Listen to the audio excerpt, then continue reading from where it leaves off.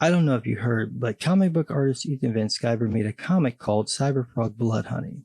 It's about a cybernetic superhero frog saving the world from alien wasps and getting to eat lots of fried chicken. The book was due out in November 2018. As of the making of this video, it's September 30th, 2019, and I got my copy 2 days ago, so the book is almost a year late. That was something Ethan harped on SJW creators about, so it's only fair to point out that his book was late too. Now, part of that was from Ethan extending the book's length. It was originally 40 pages and ended up being about 80 pages.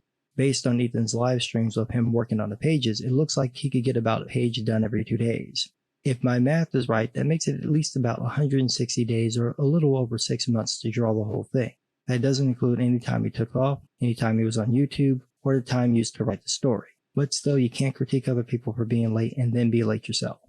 Now, you'd think that would be the controversy about Cyberfrog, but it's not. The controversy is that the book is supposedly shit. I saw this going around on Twitter and ignored it because most of what I saw was coming from SJWs, and I don't believe any of those people actually have the book. But they were getting this claim that the paper was cheap and the comic sucked from people who apparently did get the book. And I started to notice a pattern with those people, but said nothing because I didn't have the book. I couldn't say anything until I got it.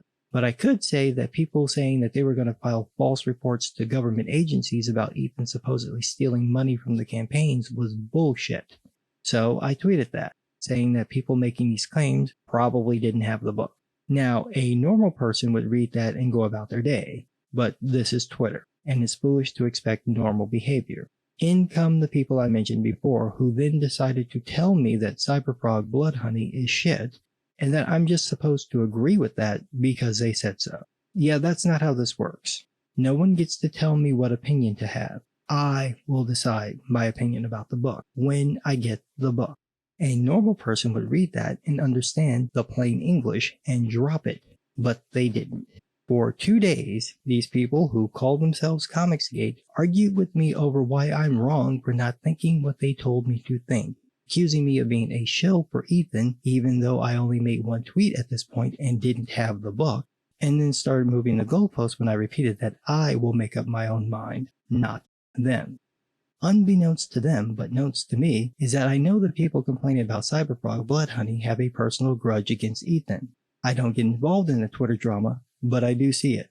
Ethan lobbed some shots at people that were dickish, and he's had several breaks with people over the last few months. It's gotten very heated, and when some people asked for refunds for Cyberfrog, he dickishly turned them down. Burn it down is a Seth Rollins catchphrase. You're not supposed to literally do that.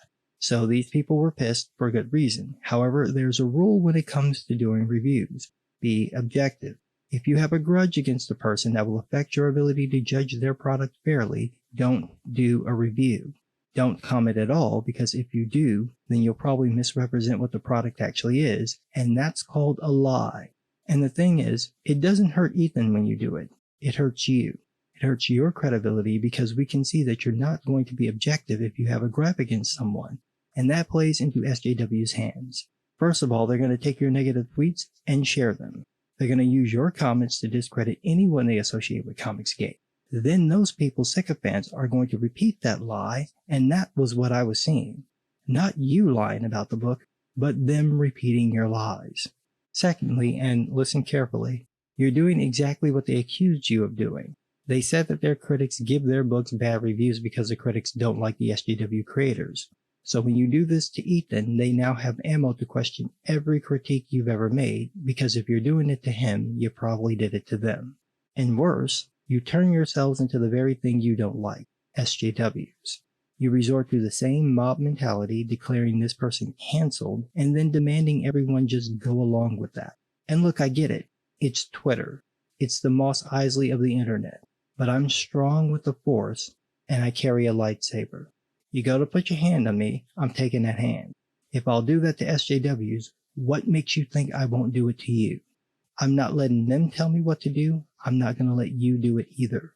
Which is why I said on Twitter when I finally got Cyberfrog Blood Honey that this book had better be as bad as these people were claiming, or I was going to talk about them. And wouldn't you know, it wasn't. So there's a phrase to describe those people. Lying motherfuckers. Oh, the booty holes puckered up then, but I stand by that statement because they told me the paper quality was shit. One person compared it to tissue paper. It's not. The paper is thin. It's about the same thickness as magazine paper.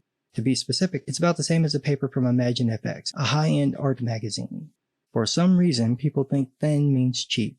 Well, ask an artist who uses marker paper whether that thin-ass paper is cheap. It's not. The book is a normal-sized comic book, so that was a lie. Then the claim was that the pages were wavy, and that proved Ethan skimped on the printing cost. Right, so here's a picture of a page from Cyberfrog, a page from Batman Curse of the White Knight, and the cover from Middle West. All three of them have the same wavy lines. It's not a problem with the paper quality. It's a problem with the drying process, and it's going to happen. It's also not permanent. Put a heavy book on it and leave it like that for a week and the lines will mostly go away. Ah, but they weren't finished. Then it was that the ink rubs off. It doesn't. Then it was that the colors look bad. They don't. Then, and this sealed the deal for me, they said the art was bad. Really, because it wasn't bad when you were retweeting it a month ago. But now that you don't like Ethan, it's got too much detail. Here's a suggestion, and I really want you to listen carefully. If you're gonna lie, make sure no one else gets the book. Because if other people get the book who are capable of being objective, they're gonna call you on your bullshit. Like me. If you don't like the thinner paper, that's fine. If it feels cheap to you, that's fine. But you don't get to claim without a shred of evidence that Ethan used cheap paper to pocket the cash. You don't have to like the man, but you don't get to lie about him either. Be dissatisfied. Don't be dishonest. Now, there is a fair question here. The supposed reason for the thinner paper is that the chrome cover couldn't fit the new 80-page length. Okay, fine.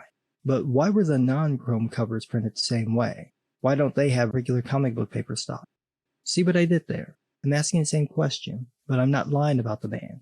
Now, to Ethan, I would say that you should have just told people you were doing this. You may have. I haven't seen every video you've done or read all the Indiegogo updates, but that would have been the easiest way around it. Mention it and mention it often, and that clears you. Same thing with the refunds. Don't give them shit. Just give them their money. Thank you, move on. Don't attack them, because no matter what they say to you, you're gonna look like the asshole. They ask for their money back, give it back. Don't be a dick about it.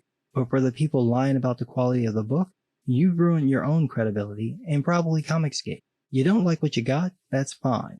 That doesn't mean it's bad. Doesn't mean it's shitty quality. You didn't get what you expected. That doesn't mean there's anything wrong with the book.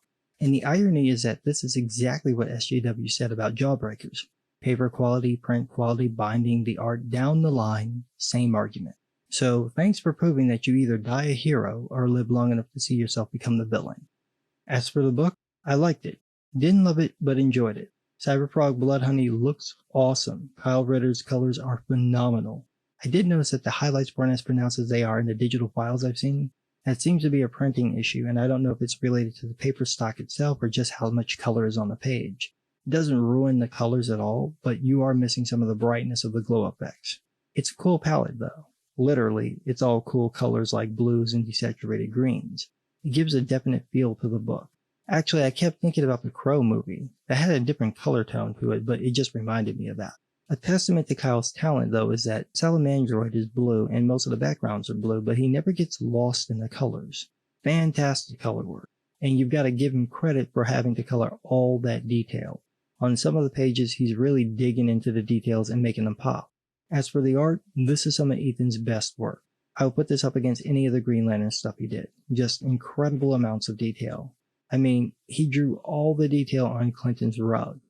My usual critique of Ethan's work is that it doesn't feel kinetic. My first love is animation, so I love art when it looks like it's a keyframe, like it's gonna move. And many artists who do detailed styles lose that energy as they work.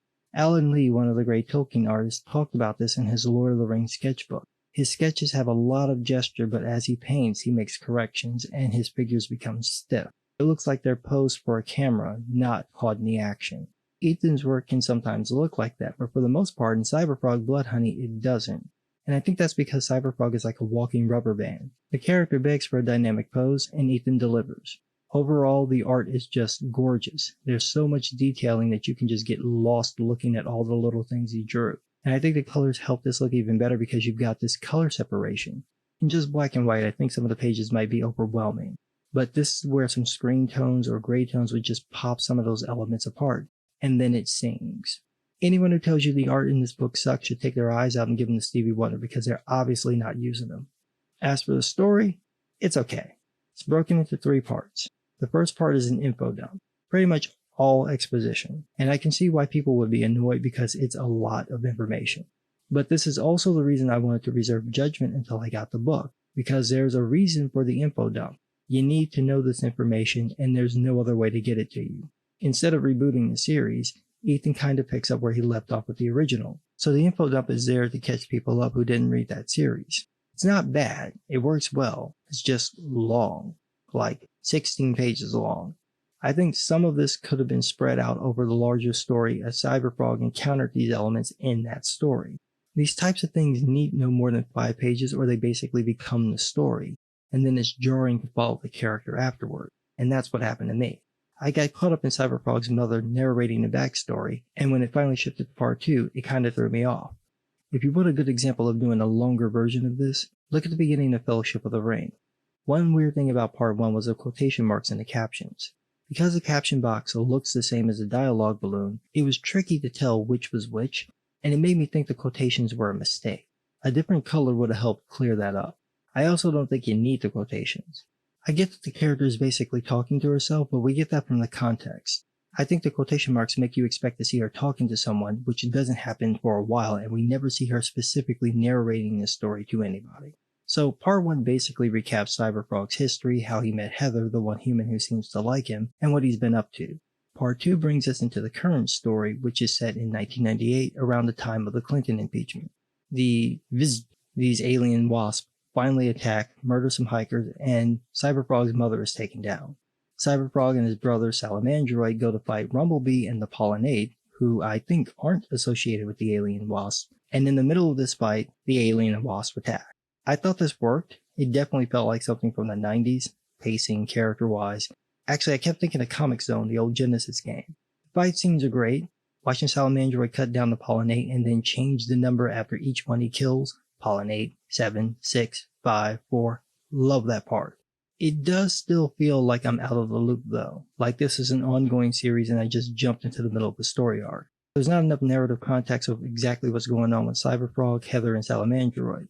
Their interactions work well, but the context just isn't there. This is where I think focusing on one storyline would have worked better. Give us a little backstory and then throw us into what Cyberfrog is doing, and give us the exposition only when needed. I think that would have worked way better than what we got. What did work well is that it was attached to the characters, so when it looks like Cyberfrog and Salamandroid are down for good, I was invested. Then we get to part 3, and I don't know why it's there. It's a time jump, and it starts a new story arc, but it's only a couple of pages long. We don't get a chance to get invested before it just ends. I think the better endpoint would have been the end of part 2. This is like watching The Empire Strikes Back and then starting Return of Jedi and ending when Luke is in the Rancor pit. You'd just be pissed. It's an awkward place to end. I mean, you need a cliffhanger, not start the next story. That's what happened here. Overall, though, I think the book is okay. I enjoyed it, the dialogue was good. The bit with Clinton seemed out of place. It did let us know what time period it was, but one mention was enough. It didn't need to keep going on. But I want to see more. I want a more cohesive story, one where we get to follow Cyberfrog a little more so we get to know who he is, how he sees the world instead of being told how he sees the world. We need to see how people react to him and how he responds and see the world he lives in. If the next part is going to be another 80-pager, that would be my focus. I would treat these books like sections of a novella. You've only got so much time, so you can't waste any of it. I think having an overall narrator works well though, so I would keep that, but limit it. This is a good start. It needs to work with the story structure, but it's not the dumpster fire people claimed it was. The only questionable section is part 3. Parts 1 and 2 work, they're just not perfect. If I had to compare this to something, I'd say this is like the Amalgam comics. There's something there, it just needs to be refined. I still want to see what happens next though. So, I enjoyed it. It's got the 90s feel that I like, the art is beautiful, the print quality is perfectly fine.